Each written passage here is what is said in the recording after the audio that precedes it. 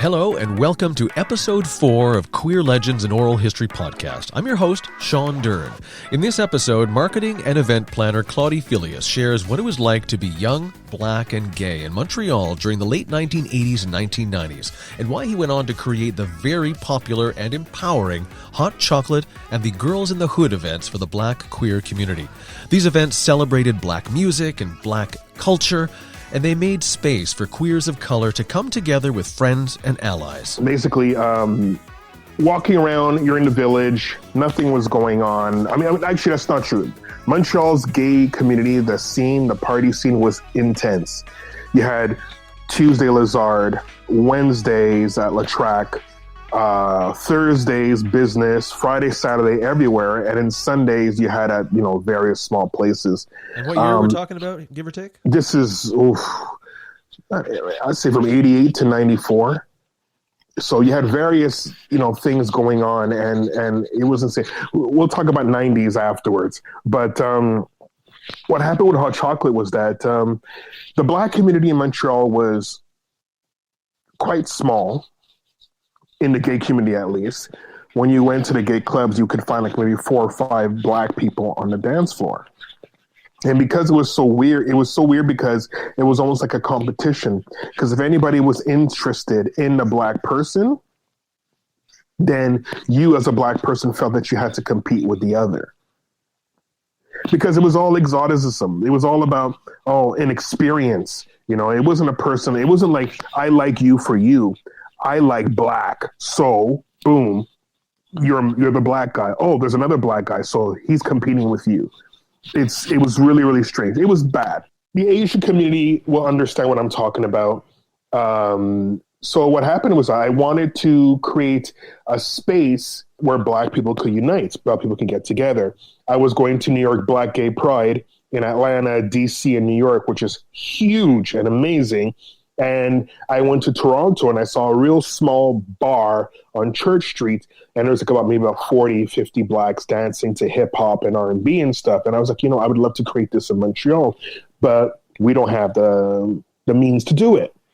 So I was talking to a friend of mine, Ricky, and he goes, we can do it. It's just a one-off. We do it one time and see what happens. So we did. I was looking at a name, and it was just like I was walking with my partner at the time, who was black, and an older Québécois man said in French, "Oh, regarde-moi ça. C'est 2 tasses de chocolat chaud." As in, look at that, 2 hot black guys, whatever. 2 tasses de chocolat chaud. So I was a little offended at first. I was like, why are you comparing me to like a hot beverage? It's like, I don't get it. But then I was like, hot chocolate. That's interesting. So I decided to name it Hot Chocolate. Ricky and I got together. We called all our friends. We gave flyers to all our friends. And I got a DJ. I did not want a DJ from the village because I wanted the real, true connection with black music that was going on. So I got Eddie Lewis, who was fully 100% straight hip-hop DJ and house DJ. And I got him in, and he did a remarkable job. We started playing house initially because it was a gay club and gays were into the house. And it was good music, good house. And it was at Sky. No one was there. No one showed up. It was 10 o'clock dead, 11 o'clock dead. I was like, oh my God, this is not going to work. Then at 11:45, lineup. Typical Montreal. That's gay time. Hello. Exactly. I know, but it's Sunday. You figured people would have come out a little earlier. Come on, Queen. Who parties at that hour? I know. You're right. So 11:45, line up down the stairs. I was like, wow. Okay, so I was trying to hope to get everybody on the dance floor quick because I wanted everybody on the dance floor getting used to the atmosphere, and then we, boom, drop something that they're not used to, which is an R&B song or a hip-hop song. And that's exactly what happened. So it was house, people are drinking, looking around, everybody's wondering, well, what's going on here? This is supposed to be an R&B night, it's supposed to be a black night. And a lot of blacks were there. And all of a sudden, like around 12:20, Eddie dropped TLC Creep, which had just released that week. Yes. So it was the brand new huge song. It's me again. He played it, and I have never heard people scream so loud. TLC on the remix. Everybody just screamed. It was pitch black. He played the a cappella. Everybody was screaming, and then the bass just came in. The 22nd of loneliness, and we've been through so many things. Everybody went nuts, and the lights went on, and I was just like, and me and Ricky looked at each other. We're like, "This is gonna work."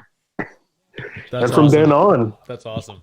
We just we went from monthly to like bi-monthly, and it went really well with Sky. Sky really appreciated. Pierre Vien was the owner then. He was very supportive. Louis Alain, very supportive. He was actually full on behind it, who encouraged it.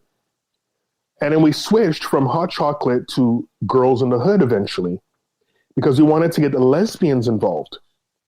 Because gays were more into house and R&B, and lesbians were more into R&B, a slower pitch, and reggae. So we went over to Sisters after about 2 years at Hot Chocolate. We went over to Sisters, and that was a huge success. It was packed. Gays came over, lesbians came, and it just got more and more black, and then a lot of Latinos, and more ethnic. It just became people of color. It was a great success, actually. I want to play you a clip from an interview I had with Montreal queer writer and media pundit Richard Burnett. It's from another episode in this very same podcast series, and Richard mentioned both you and Hot Chocolate by name as being necessary back then in the gay village. The village was very segregated in those days, and even you would have like black parties put on by Claudy Philius called Hot Chocolate.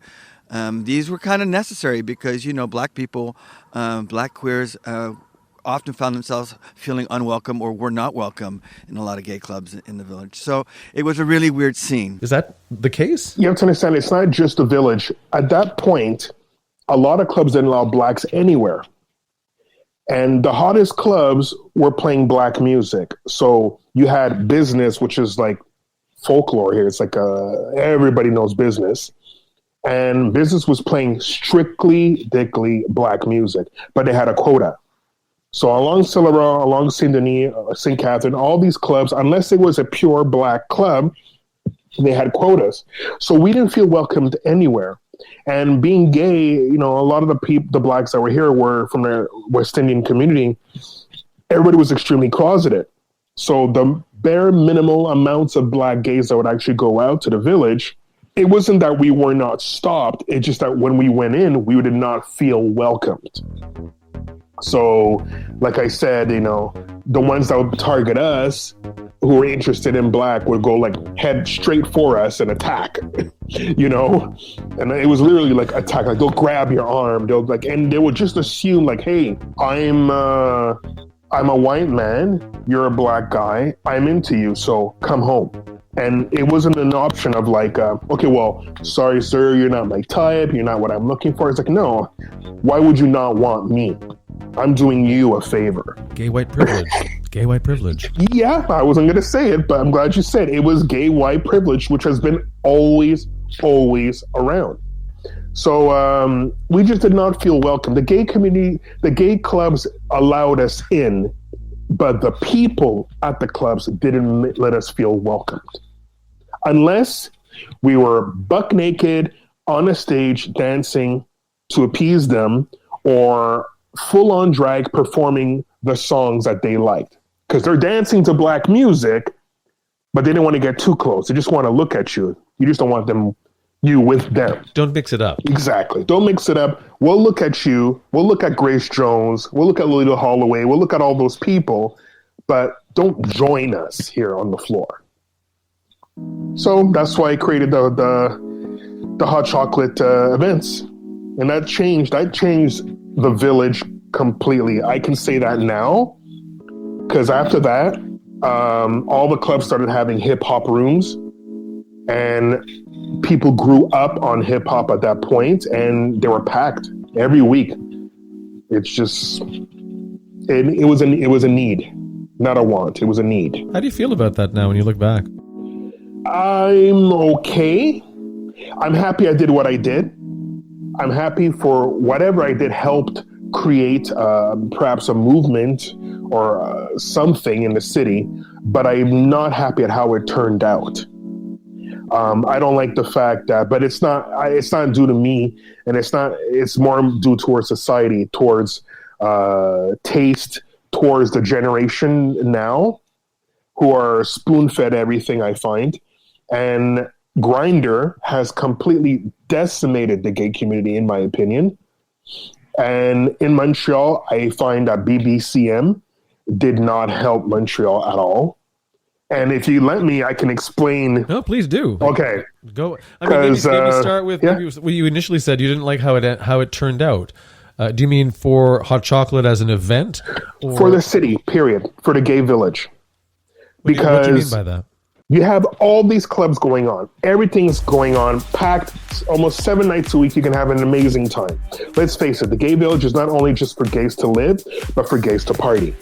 People are coming from all over the city and from all over the world to come to the city to party. BBCM comes in with the whole circuit sound and the circuit party, and that created a complete change in how the Montreal village was conducted, how the village was working at that point. It went from small little 100, 200, 300 people spaces, which made the city active all throughout the week, to these huge, mammoth-sized warehouse kind of clubs. Unity, Sky, parking. We're not New York. We do not have the population for that. Certainly not anymore. Okay? Certainly not anymore. No, we never did. Okay, we never had the population for that. So back to Hot Chocolate. You said you weren't happy how things sort of ended out with the village and everything, but are you happy with how Hot Chocolate ended? No. Like I said, I started with Hot Chocolate at Sky. Then we went to Sisters, and we were pretty much keeping Sisters afloat. Sisters was on top of Cox. We were keeping Sisters afloat for a while. But then after a while, that's when the whole village started beginning to, crumble. Like, I had a whole conversation with people, with key DJs in the 80s and 90s in Montreal.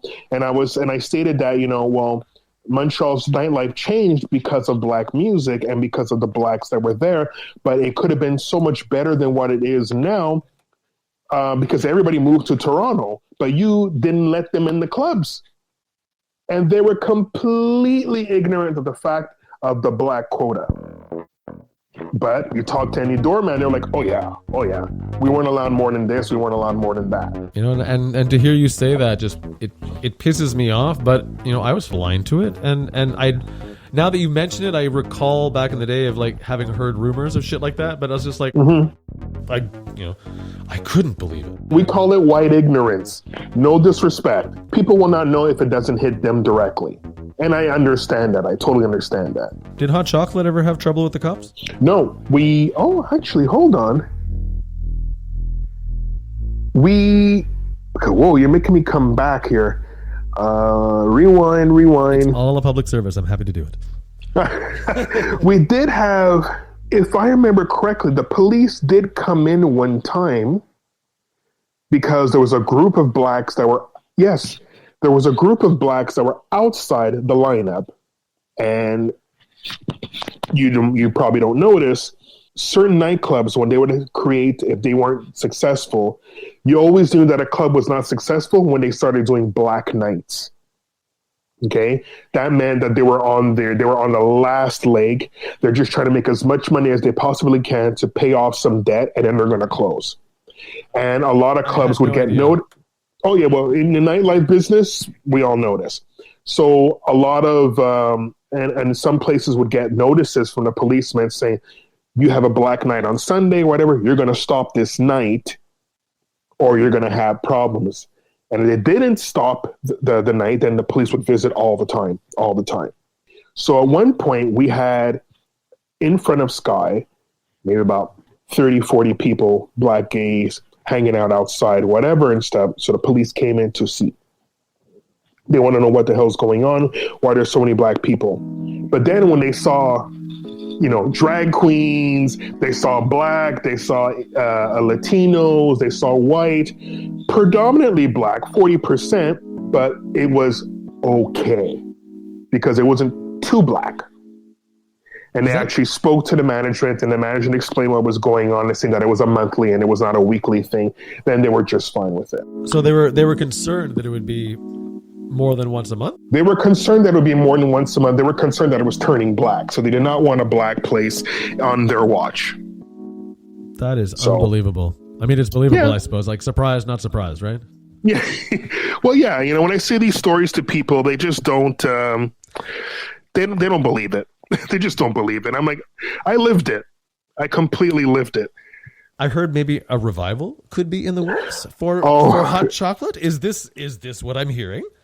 You know, you have good sources. A lot of people have been like, you know, coming up to me lately saying, you know what, you know, all my years I don't go out anymore, this and that. But one of the things I remember most was feeling the warm and community feeling that I had from the hot chocolate events. And it'd be so good if you did it again and had a reunion. But I was a kid when I was doing it, so I didn't keep any, you know, dossier, some, you know, a notebook of everybody's names and stuff like that. And but obviously I can't do it right now. We're in the middle of a pandemic. So for my 50th, my friends were saying, you should do a hot chocolate reunion for your 50th birthday. And it does not have to be in the village. It could be anywhere. And I have so many contacts and stuff like that. So I was thinking, you know what? Maybe I really should do that. And I know the DJ would absolutely love it if I did. Can I just say real quick one thing about the DJ? Yeah. Okay. It's just so funny because Eddie is black. Eddie Lewis is black, straight, girls, you know, straight as it can be. So he said, yes, sure, I'll do your party. So him walking into his first gay club ever, he was, you know, let's face it, it's ignorance from back then. So he was, you know, very polite to everybody. You know, he went to the DJ booth and he stayed in the DJ booth and he would have the waiter would come and order his drinks. But his friends started coming. His friends who were super straight, very Caribbean, would walk in with their back to the wall and would slide all the way through the club to get into the DJ booth. And they would hang in the DJ booth. Then little by little, they started going out onto the dance floor, but right against the DJ booth. Can I tell you, by the 2 years at the end, they were partying on the stages, they were dancing in the middle, and they made friends. And that was the true goal of what I wanted for hot chocolate. The black community opened up to the gays opened up to the black community, and people of color from everywhere came in through music. And they bonded through music, which is what I loved. Can you tell me what that was like? Can you describe, like, you know, you've got all these people who've never met each other, and like, clearly I didn't see you at the club I was at last weekend, you know, like, so when you have all these folks having this party, describe the vibe. What was like the dancing? Like, were people sort of like, there's the black corner, and there's the queer corner, and the Latino corner? No, it was none of that. It was probably, I mean, even though it was hot chocolate, it was probably like maybe 30-40% black. Then it was those who like blacks, and then it was people of color, you know, and everybody mixed. When we started getting people from Saint Laurent and NDG and Côte de Neige and stuff. They were coming in because it was a peaceful atmosphere. They could dress the way they wanted to dress. They can do what they wanted to do and feel completely free. And it felt good. It felt damn freaking good. The best night was when there was a concert of some sort. I think it was Prince or whatever. I'm not sure. So a huge group of people from Toronto came, and they came to the concert, and they wanted to stay overnight. They didn't know where to go out. I knew some of them, so they came to my event, and they were just like blown away. They're like, whoa, this is like a really, really mixed vibe of people. I mean, you had the drag queen buying drinks for the B-boy. You know, the B-boy is grinding with the lesbian. The lesbian it was all across the board. And they were just like, wow. Those parties are the best. Those parties are They literally are, the best. of course. I never went to a They're hot the chocolate. best. I hope if you do one that I can maybe Oh, swing I'll by tell the you. DJ. Can I swing by the DJ booth? But like, Oh, for sure, for sure. but like I've been to some similar ones in my life, and that's the best when it's like Yep, yep, yep. And actually, you know what? All my parties, even my warehouse parties, I had those illegal warehouse parties. I kind of made the staff POC, people of color, because you couldn't get brown, black, Asian, anybody working at any of the clubs. Okay, so I decided, you know what? I'm going to create my own club, and I'm going to hire my own staff. And they were great. They were great events, great parties. I do have a few sort of final questions on sort of hot chocolate thoughts of the future. If you were going to do it, what would you do? Would you consider a virtual event? No, just no. It just no soul whatsoever. It's I was mostly kidding. I know, but I know because somebody else had asked that. That's why. I would love to do an outdoor event. A barbecue where we could actually sit and talk, because back then, as my friends told me, yeah, you had great parties, you had great events, we all danced and laughed and romanced. Some of them have got kids now, and but we never spoke. We never got to know each other. And I was like, okay. So my DJ, actually, I had a birthday party last summer, and he actually brought his daughter, which is the funniest thing. She's gorgeous. He shows up with his daughter, and I'm like, yo, is that your new girl? And he's like, that's my daughter. I'm like, oh, shit. But she came because she was like, I heard how you guys used to party. I wanted to see it for myself.